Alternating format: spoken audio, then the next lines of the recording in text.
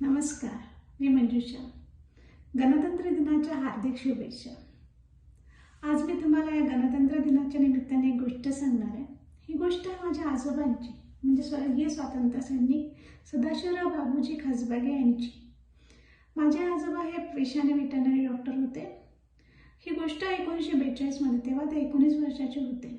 तेव्हा देशभरामध्ये स्वातंत्र्य मिळण्याचे वारे वाहत होते. सर्व देशांमध्ये स्वातंत्र्यासाठी रॅलीज निघत होत्या. तेव्हा माझे आजोबा चांदूर रॅलीला होते. चांदूर रॅलीला पण अशाच प्रकारची एक रॅली निघाली होती. त्यामध्ये माझे आजोबा सहभागी झाले आणि त्यांनी इन्कलाब जिंदाबादचे नारे लावायला, सार्वजनिक ठिकाणी लावायला सुरुवात केली. त्यामुळे पोलिसांनी त्यांना पकडून नेलं. त्यांना अमरावती आणि अकोला येथे जेलमध्ये टाकलं. ते जवळपास 6 ते 7 महिने जेलमध्ये होते. आणि अशा या स्वातंत्र्य सैनिकांच्या अथक प्रयत्नांना यश आले आणि 1947 साली आपला देश स्वतंत्र झाला. तर या स्वातंत्र्य लढ्यामध्ये माझ्या आजोबांचा खारीचा सहभाग याचं मला सार्थ अभिमान वाटतं. तर म्हणजे आम्ही खरंच मला अभिमान वाटतो की आमचे आजोबा या लढ्यामध्ये होते आणि आम्ही त्यांचे वंशज आहोत.